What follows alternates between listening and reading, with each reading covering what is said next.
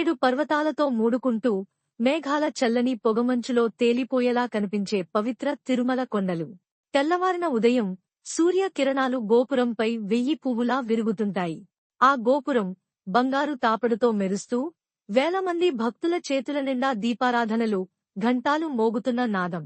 అక్కడే నివసిస్తారు శ్రీవేంకటేశ్వరుడు, కాలాన్ని మించిన దివ్యమైన సాన్నిధ్యం. ఆయన ఆలయ గర్భగృహంలో దివ్యమైన నూతన తులసి పూదండలతో, నామముతో మెరిసే ఆయన మూర్తి నిశ్శబ్దంగా నిలబడి ఉంటుంది. జ్ఞానం, శాంతి కలిసిన దృష్టి ఆ మూకురలో కనిపిస్తుంది. అర్చకులు కర్పూర హారతులు పట్టారు. మంత్రోచ్చారణతో ఆ గది ప్రశాంతతతో నిండిపోతుంది. అక్కడ ఉన్న వారందరికీ గుండె తడుస్తుంది. ఒకటే ఒక క్షణం, కాలం నిలిచిపోయింది. ఆకాశంలో దివ్య యుద్ధం జరుగుతోంది. దేవతలు, రాక్షసులు ఘర్షణ పడతారు. లోక కళ్యాణార్థంగా శ్రీవేంకటేశ్వరుడు స్వయంగా పోరాటంలో ఉన్నారు. అప్పుడు ఓ రాక్షసుడు గుండెల్లో భయంకరమైన దండతో వచ్చి స్వామి తలపై బలంగా ముదుస్తాడు. ఆ దెబ్బతో కిరీటం విరిగి, కేశాలు నేలరాలతాయి. ఆయన తలపై చిన్న ముడతగా మిగిలిన ఆ ముక్క, సృష్టిలో ఎప్పటికీ మిగిలిపోయే దివ్యగాథకు బీజం పడుతుంది.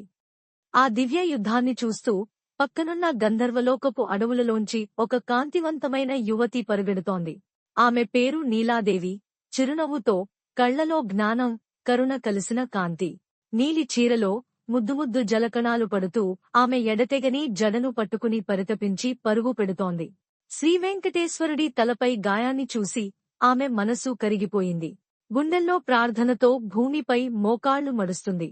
తన చేతిలో ఉన్న చిన్న రత్న ఖడ్గాన్ని నీలాదేవి తీసుకుని తననే అడిగిపెట్టుకుంటూ తన నెత్తికోసము జడను కత్తిరిస్తుంది. అది ఆమెకు అందమైన అలంకారం కాదు, ఆమె ఆత్మసమర్పణం. ఆ కేశాలు మెరిసిపోతూ ఆమె చేతుల్లో కరిగిపోయినట్లు కనిపిస్తాయి. మౌనంగా, ప్రేమతో, భయంతో కాకుండా ఆ జడను స్వామివారి పాదాల వద్ద ఉంచుతుంది. యుద్ధం ఆగిపోతుంది. స్వయంగా ప్రకృతి కూడా ఒక క్షణం ఆగిపోయినట్లుంటుంది. శ్రీవేంకటేశ్వరుడు తన కనులు తెరుస్తారు. ఆ క్షణం కాలం తిప్పివేసినట్లుంటుంది. ఆయన ముఖంలో ఒక చిరునవ్వు మెరిసిపోతుంది. అది ఆశీస్సుల చిరునవ్వు. నీలాదేవికి తన కుడి చేయి ఎత్తి ఆశీర్వదిస్తారు. ఇదివరకు ఎవడు తన కేశాలను సమర్పిస్తే అది నీలాదేవి త్యాగానికి ఘనత అని స్వామి పలుకుతారు. ఆ ఆకాశంలో దేవతలు తలవంచి నమస్కరించగా ఒక కొత్త సంప్రదాయం పుట్టుకొస్తుంది. ఆమె సమర్పించిన జడను స్వామి తన మస్తకానికి ఆనించిన వేళ ఒక దివ్య విస్మయం జరుగుతుంది. ఆ చిన్న గాయం చెరిగిపోతూ పునరుత్పత్తి అయినట్లుగా దివ్యమైన నూలుల్లా కేశాలు పెరుగుతాయి. సార్వకాలికంగా పెరుగుతూ, ఎన్నడూ గుమ్మడిగా ఉండకుండా తాడిపోయేలా మెరిసిపోతూ. ఆ దృశ్యాన్ని చూసి దేవతలు హర్షధ్వానాలు చేస్తారు. వర్షపు చినుకులు పడుతూ ఆకాశంలో మయూరం అరుస్తుంది. కాలచక్రం ముందుకు సాగుతుంది. భూమిపై తిరుమల కొండలు మళ్లీ కనిపిస్తాయి. మనుషులు కాలదోపిడి చేసి పాదయాత్రగా కొండలను అధిరోహిస్తూ స్వామి దర్శనానికి వస్తున్నారు. శతాబ్దాలుగా మహారాజులు, ఋషులు, కూలీలు అందరూ కలిసి ఆలయాన్ని నిర్మిస్తున్నారు. ప్రతి రాయిపై చెక్కిన ప్రతిస్వరం భక్తితో నిండినది.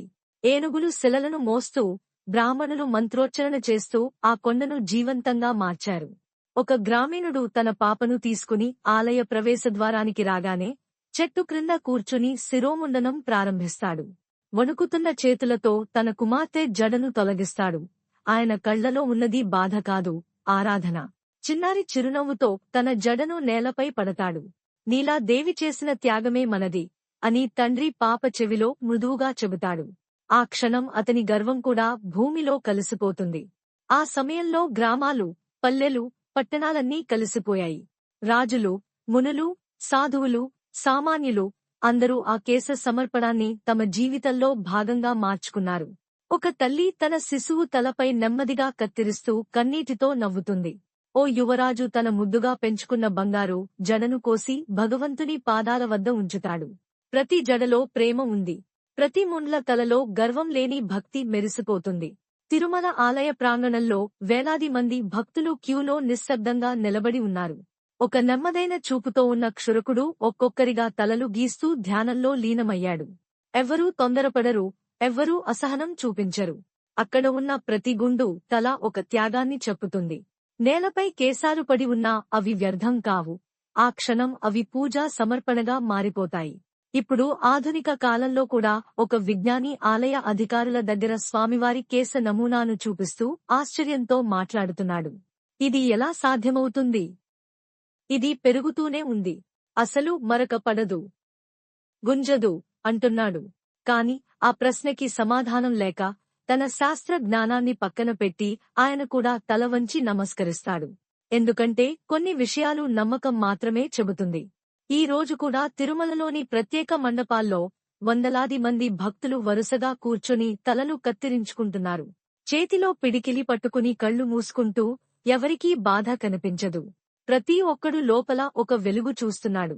చివరి జడగాలిలో పలికినప్పుడు ముఖంలో తేలిపోతున్న నవ్వు, అది ఆత్మలోని హర్షం. చిన్నపిల్లలు ఆలయ ప్రాంగణంలో ముండ్ల తలలతో పరుగులు తీస్తుంటారు. వాళ్ల ముద్దు నవ్వులు, పరిగెత్తే కాళ్లు చూస్తూ ఒక వృద్ధ దంపతులు ప్రశాంతంగా నవ్వుతారు. ముందుగా స్వామికి అర్పించి, వీళ్ల జీవితాన్ని త్యాగంతో ప్రారంభించాం అని అనుకుంటారు. పిల్లలు ఆగి ఆలయ గర్భగృహం ముందు చేతులు జోడిస్తారు. ముండ్ల తలల్లో కూడా పవిత్రత మెరిసిపోతుంది. ఆ కొండల పక్కనే ఉన్న ఒక పుష్పవనంలో నీలాదేవి ఆత్మ తేజోమయ రూపంలో కనిపిస్తుంది. ఆమె రూపం చంద్రకాంతులతో తయారై పువ్వుల మధ్యలో ప్రకాశిస్తుంది. ప్రతి భక్తుడు తల నరికి సమర్పించినప్పుడు ఆమె చూపు నిండి ఉంటుంది. ఆమె ముఖంలో చిరునవ్వు. ఆ గాలి ఆమెని తాకుతుంది. ప్రపంచం ఆమె త్యాగాన్ని మరచిపోలేదని చెబుతుంది. ఉదయం ప్రారంభమైన వేళ ఒక యువతి పొడవాటి జడతో నిశ్శబ్దంగా ఆలయం వైపు నడుస్తుంది. తన చేతితో జడను చివరిసారి గాలిలో ఊపి సరళంగా ఉగ్గుపోతుంది. తన మనసులో నిర్ణయం తీసుకుంది. తన గర్వాన్ని ఇప్పుడు స్వామివారికి అర్పించబోతుంది. క్షురకుడు వచ్చి తలపై కత్తిరించగానే ఆమె కళ్లలో కనిపించే దృష్టి, విడుదల. ఆ యువతి తన తల చూసుకుంటూ ఆలయ వద్ద ఉన్న తలబండి వద్ద నీటిలో ముఖాన్ని చూస్తుంది. ముండ్ల తలలో ప్రత్యక్షమయ్యే శాంతి ఆమెను మెరిపిస్తుంది. చేతులతో నీటిని తాకి ప్రార్థన చేస్తుంది. అప్పుడు ఆమె అడుగులు ఆలయ గర్భగృహపు వైపు సాగుతాయి. ప్రతి అడుగు భక్తితో నిండిన పాటలా మారుతుంది. ఆమె వద్ద ఇప్పుడు గర్వం లేదు, ఒకే ఒకటి ఉంది, ఆరాధన. గర్భగృహంలో తిరిగి శ్రీవెంకటేశ్వరుని దర్శనం. ఆయన కేశాలు ఇప్పుడు చీకటిలో మెరిసే నూనెలాంటి తీగలలా కనిపిస్తున్నాయి. గుమ్మడి పడక ఎప్పటికీ పెరుగుతూనే ఉంటాయి. పూజారులు అర్చనలు చేస్తున్నారు. పుష్పాలు పడి స్వామి అలంకారాన్ని మరింత వెలుగునిస్తుంది. భక్తులు వస్తున్నారు, పోతున్నారు. కానీ స్వామి మాత్రం ఒకేలా నిలబడి ఉంటారు. గర్వానికి కాదు, వినయానికి కాపలాదారు. తిరుమల కొండ రాత్రి తళతళలాడుతోంది.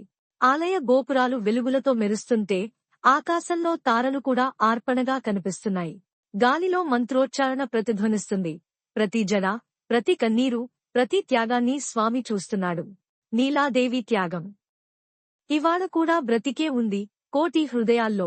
ఆఖరి దృశ్యం, ఆలయంలో సమర్పించిన కేశాలను క్రమంగా సేకరిస్తున్నారు.